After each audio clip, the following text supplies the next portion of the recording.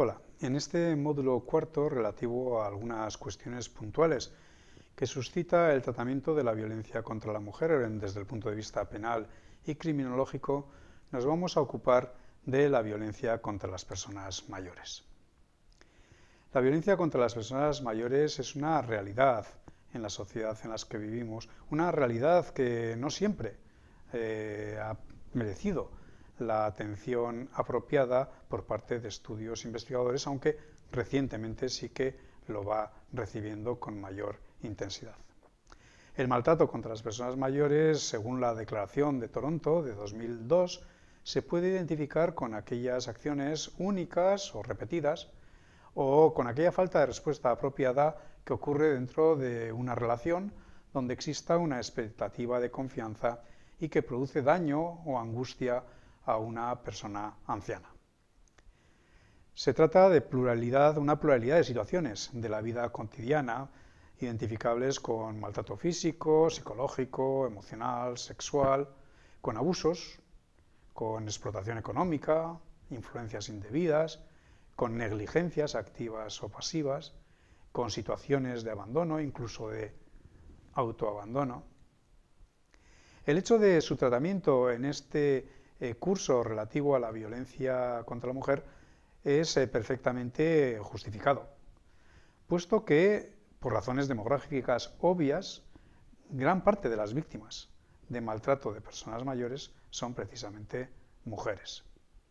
Y conviene tener en cuenta que este maltrato de las personas mayores no solo se da de aquellas personas mayores que conviven en un pequeño grupo familiar, sino que también se da muchas veces en centros y residencias donde se puede observar abusos institucionales, donde se pueden observar faltas de atención a lo que son las necesidades más elementales de las personas mayores en la vida de todos los días.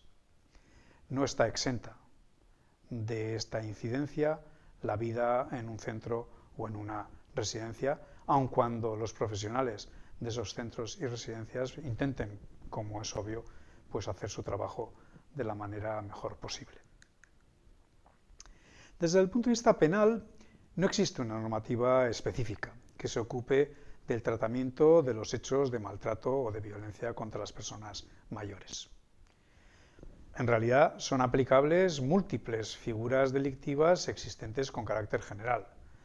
Algunas que tienen que ver con el abandono de las personas mayores, otras que se refieren específicamente a abusos patrimoniales genéricos. También es aplicable el maltrato puntual o el maltrato habitual, a los que hemos hecho referencia en este curso repetidamente. El Código Penal sí que recoge determinadas agravaciones aplicables a todos los delitos cuando se da un abuso de superioridad, enfermedad o discapacidad de la víctima, que sería el caso, muchos de los casos al menos, en los que se presentan las circunstancias cuando se agrede a una persona mayor.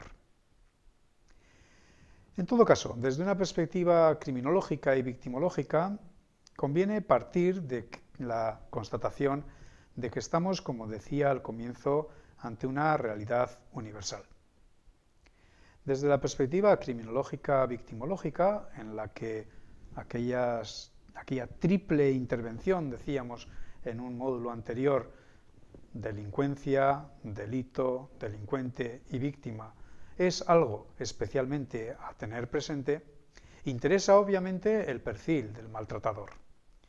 El perfil del maltratador, donde nuevamente nos encontramos muchas veces a mujeres, puesto que dentro del perfil del maltratador, al margen de las personas que tienen contacto ordinario con las personas mayores, muchas veces nos hallamos ante el propio cuidador.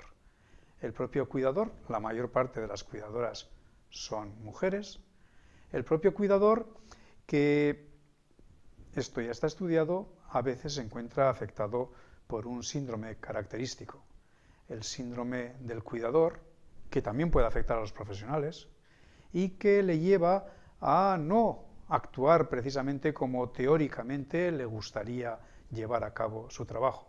sino que en razón de las circunstancias, en razón de las dificultades que se suscitan a la hora del tratamiento y de la intervención respecto de personas mayores, la persona mayor se caracteriza por ir progresivamente perdiendo capacidades, por necesitar cada vez más cuidado.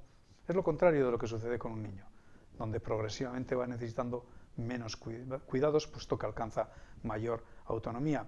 Y esto enfrenta siempre al cuidador con el, hasta cierto punto, problema de la falta de éxito de sus intervenciones.